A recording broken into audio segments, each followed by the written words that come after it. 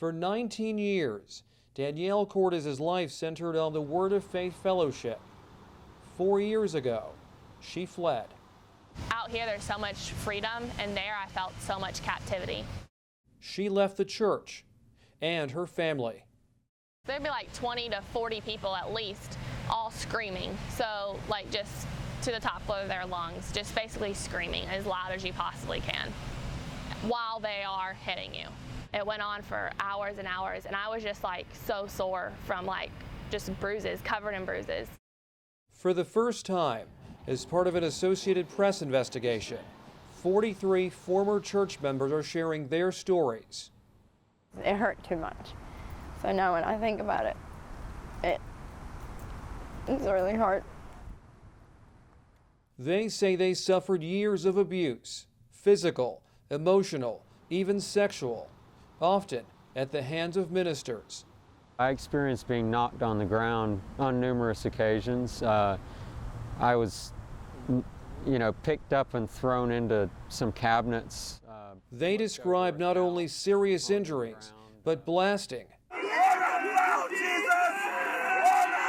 a screaming prayer to drive out demons.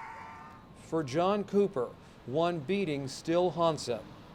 There's several guys who are a little bit older than me that were kind of on top of me and punching me in the chest. And then another guy was kind of holding my arm on the side and just shaking me back and forth, and I ended up with bruises from that. And of course my chest was like entirely bruised from one side to the other. The Word of Faith Fellowship traces its history to Spindale, North Carolina, a small town in the western foothills. It is here where Jane Whaley founded the church in 1979. The congregation is more than 700 strong.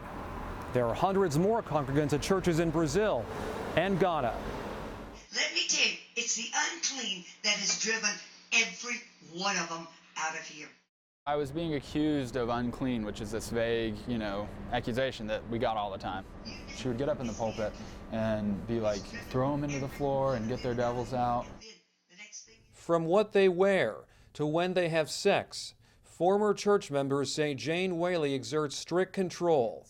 The AP investigation is based on scores of interviews, hundreds of pages of police and court documents, and dozens of secret audio recordings. You wouldn't be serving God today. It's of course we're not used to you. Former church members say in recent years the assaults grew more violent. They worry the victims could number in the hundreds. Almost all of us were to the point that we believed that there was almost no chance that we'd be saved. Attorney Benjamin Cooper says children were often taken from their parents, placed in ministers' homes, and beaten. Religious freedom stops when abuse starts. And in my opinion, the abuses have long since outrun the defense of religious freedom. For decades, the church has faced serious allegations. Several times, former church members say they were told to lie to authorities to thwart investigations.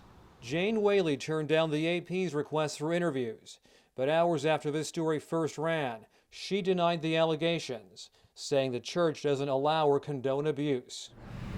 This is happening, and it's going to continue to happen until someone stops it, or Jane tells everyone to drink the Kool-Aid, everyone does it and dies.